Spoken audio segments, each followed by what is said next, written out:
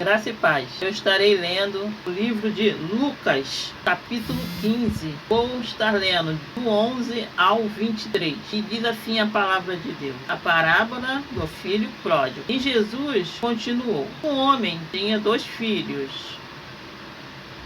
O mais novo reivindicou de seu pai: pai, dai-me a parte da herança a que tenho direito. E consentindo, o pai repartiu sua propriedade entre eles. Não se passou muito tempo e o filho mais novo reuniu tudo o que tinha, partindo para as terras distantes, e lá esbanjou todos os seus bens, vivendo de forma irresponsável. Coincidentemente, após haver gasto tudo o que possuía, abateu-se sobre toda aquela região uma grande fome, e ele começou a passar muita necessidade. Por esse motivo, foi empregar-se com um dos cidadãos daquela região, que o mandou para o campo a fim de cuidar dos porcos.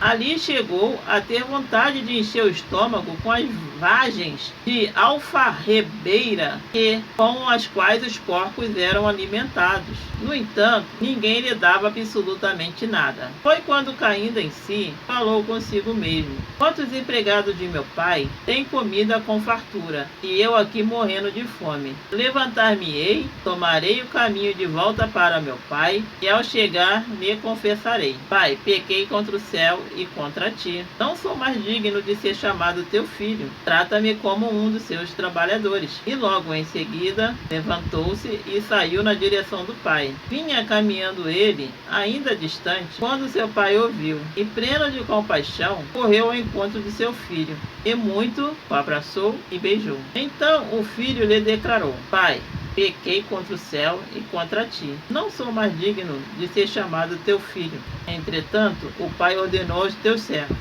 trazei depressa a melhor roupa, vestiu-o com distinção, põe-lhe o anel de autoridade e as sandálias de filho. Então aqui nós estamos com a palavra de Deus que fala sobre esse filho, que pede a herança a seu pai, o desrespeitando, porque o pai ainda era vivo. E a herança, o filho só recebe após a morte dos pais. Mas esse filho, ele não teve sabedoria, e foi, e achando-se no direito, pede ao pai a sua herança. E diz a palavra de Deus que o pai, ele concorda, ele consente em repartir. Ele reparte as 2 partes a herança, tanto para o filho mais novo como para o filho mais velho. Mas o filho mais novo pega a sua parte e vai embora de casa. Diz a Bíblia que ele vai para uma região, para um determinado lugar, e ali ele esbanja tudo aquilo ao qual ele achava que tinha direito e que o pai deu, mas ele esbanjou todos os seus bens irresponsavelmente. E ali ele perde tudo, porque ele não tinha ordem naquilo que estava fazendo. Ele não saiu dali preparado para viver uma vida livre, sempre longe da presença do pai. E só quis se divertir, saiu só para se divertir. Mas a palavra de Deus diz que ele perde tudo, toda a herança que o pai havia entregado em suas mãos. E conscientemente, após ter gasto tudo que possuía, abate-se naquele lugar uma grande seca, e com isso veio a fome. E ele passa a viver de uma maneira a mendicar. E o que acontece? Ele consegue até alguém para ajudá-lo. Mas qual foi a forma que essa pessoa o ajudou? Deu a ele um trabalho que era para cuidar de porcos.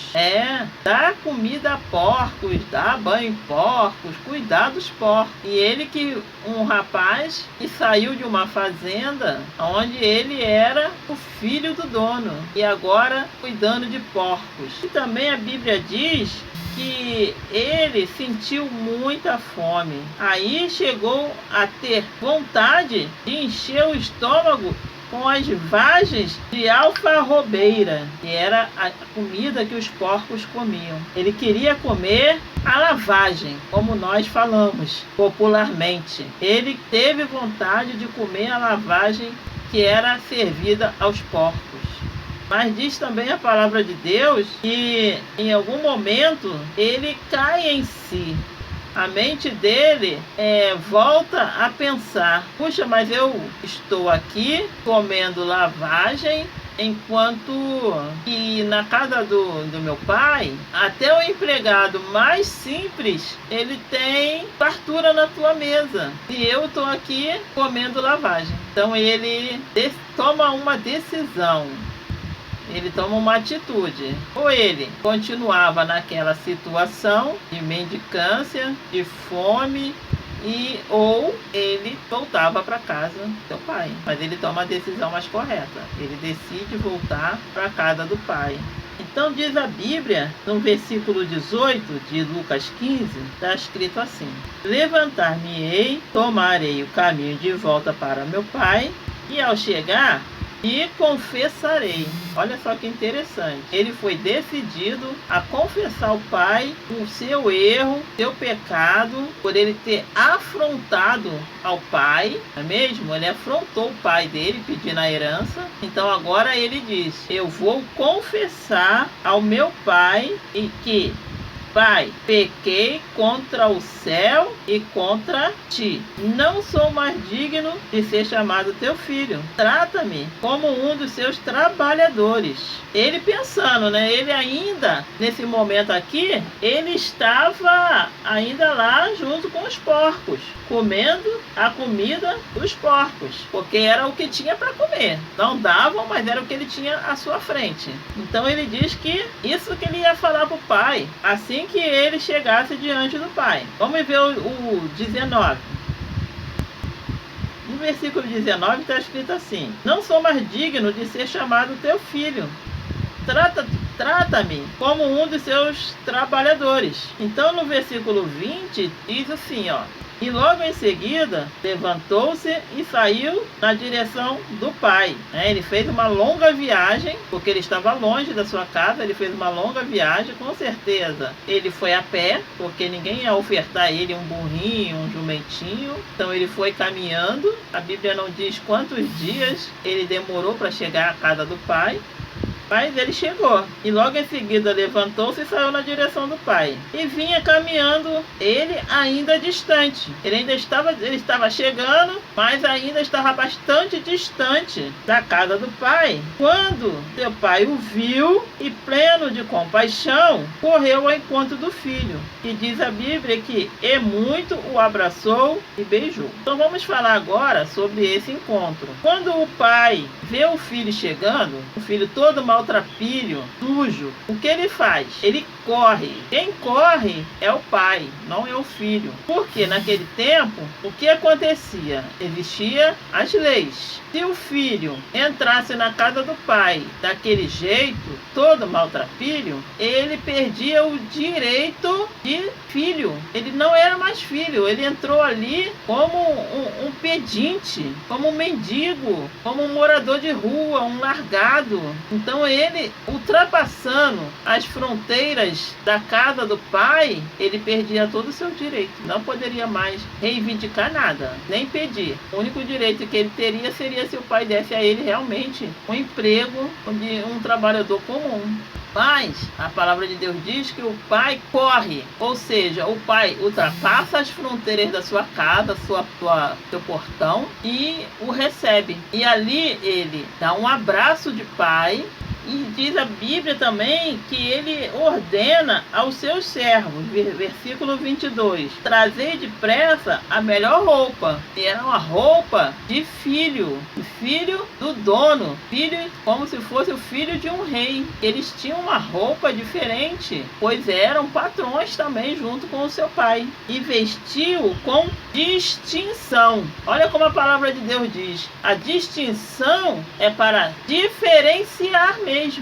Para mostrar, olha, vocês viram ele chegando desse jeito, mas ele é meu filho. Ele não vai se juntar a servos. Ele não é um servo. Ele não é um escravo. O pai ali separa, mesmo ele tendo o afrontado, o desrespeitado. E o pai, com esta atitude, devolve a ele a condição de filho, Ainda diz assim, ó, pondo-lhe o anel de autoridade. Ou seja, ao passar pelaquela porta, ele tinha autoridade de filho do dono. Olha só, podendo mandar e desmandar naquele local. E as sandálias de filho, não era sandália de servo, era uma sandália diferente, uma sandália a qual o mostrava que ele era o filho do patrão. Veja como que esse pai,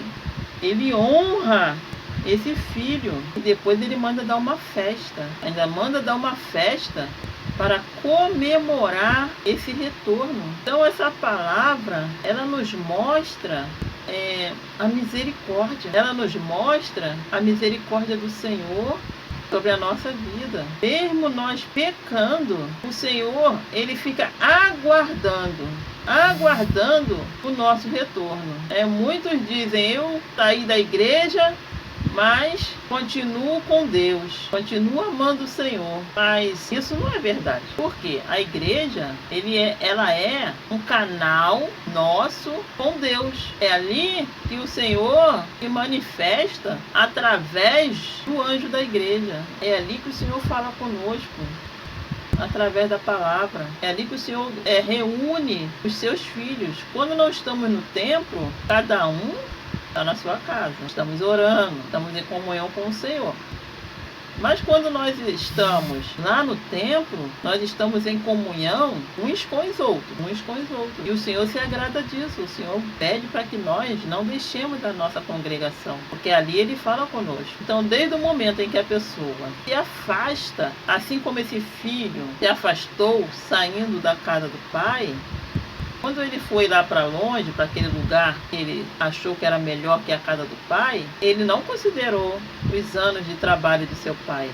Ele pegou o que o pai deu a ele e ali ele esbanjou, ele jogou tudo fora. Nós vamos dizer que você já está há muito tempo na presença do Senhor, longos e longos anos. E de repente você acha de largar. Não quero mais, estou cansado. Só que você, quando sai, você sai com uma bagagem. Você sai com uma bagagem porque você aprendeu muita coisa. Você teve a oportunidade de ouvir da palavra assim de maneiras surpreendentes. Deus mandou várias mensagens, vários temas para você mudar a sua vida, para que a sua fé não esmorecesse. Você sai com uma bagagem. Você sai rica da palavra. Mas quando a pessoa decide sair da igreja, uma das primeiras atitudes dela é ir conhecer o mundo. Esse filho, ele falou para o pai, pai, eu quero conhecer o mundo, eu quero ver o que tem lá fora. Aí a primeira coisa que a pessoa procura fazer é ir para o baile funk, é ir para o carnaval, para a boate. E ali ela esbanja tudo, porque ali ela esquece dos momentos que o seu pastor passou acordado, preparando as mensagens, avivando a sua fé, cuidando, trazendo estudos. Ele gastou muito tempo com isso, para que você se fortalecesse cada dia mais, para que você se enriquecesse dessa palavra, te preparando para um dia encontrar com o Senhor teu Deus. Aí você pega e vai para o mundo, como esse filho. Esbanjou tudo, jogou tudo fora, toda a herança, tudo aquilo que o pai trabalhou por muitos anos, ele pega e joga fora. Mas nós podemos ver que teve um limite. Teve um dia que ele não tinha mais do que gastar. Não teve mais do que gastar e não tinha mais como morar, não tinha mais como se alimentar, não tinha onde tomar um banho, fazer uma refeição. E olha o que o mundo faz. Joga aquele filho no chiqueiro.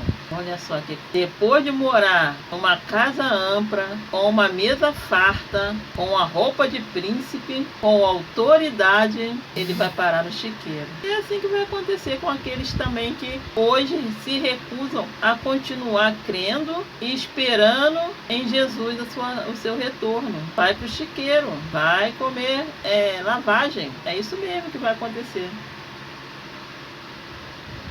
Mas, como nós vimos aqui, ele caiu em si. Não sabemos quanto tempo levou Mas ele caiu em si, ele acordou e ele decidiu voltar para a casa do pai. E o pai deu a ele uma nova oportunidade, o tratando e devolvendo a ele a autoridade de filho.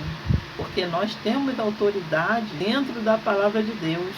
Nós vivemos dentro de um sistema mundano, onde tem autoridades, temos presidentes, governadores, feitos. É verdade. E nós temos que ouvi-los, obedecer e orar por eles. Mas, quando se trata da palavra de Deus, nós, servos do Senhor, somos filhos de Deus. Olha só que coisa. E se o prefeito, o governador, o presidente, os senadores, os deputados não creem na palavra do Senhor, de acordo com a palavra, nós somos a autoridade. Nós somos a autoridade porque nós temos a palavra. Nós cremos no Senhor, nós cremos em Jesus e somos os filhos, onde Ele manda botar uma veste nova, um anel no dedo e uma sandália de filhos. Nós somos a autoridade porque nós temos a palavra de Deus. Nós somos mais que vencedores por aquele que nos amou, Jesus Cristo. E Ele nos dá esse direito de filho. Por isso eu vou deixar essa palavra de fé, palavra de esperança. Sabemos que está difícil, está muito difícil hoje, passando por uma pandemia. Nossos olhos hoje veem tudo aquilo que a Bíblia diz, fome, peste, terremotos, guerras, rumores de guerra, violências. Tudo isso nós estamos assistindo, mas nós temos que ter a consciência. Jesus Cristo está muito mais perto de nós do que nós podemos imaginar. E Ele nos prometeu que viria nos buscar. E é uma promessa. E o que Jesus promete, Ele cumpre. Ele vai vir nos buscar. Então não desistamos. Não desista de aguardar. Ele vai voltar com todo sofrimento, com toda dificuldade. Ele virá nos buscar. Ele vai cumprir. Ele é fiel. Ele é justo. Ele é o justo juiz. Ele vai nos levar para vivermos com Ele na glória. Por isso, meu irmão, por isso, minha irmã, não desista. Não desista de servir a Deus. Todas as dificuldades. Nós sabemos que está difícil. Quem não sabe? Quem não está sentindo? Mas vamos continuar crendo. Vamos continuar aguardando. Logo, logo, Ele vai estar nos retirando dessa terra, nos retirando desse sistema mundano. Não tenha medo. Continue crendo nele, aguardando o seu retorno. Senhor, eu te peço, abençoe a todos que estão me ouvindo. Cuide de nós, Senhor. Continue cuidando de nós, porque nós estamos perseverando em aguardar o retorno do Senhor Jesus. Obrigada, meu Pai. Obrigada pelo seu amor. Obrigada pelas suas misericórdias que não têm fim, que se renovam a cada manhã. Eu te agradeço, Pai, em nome de Jesus. Amém. Fica com Deus, queridos.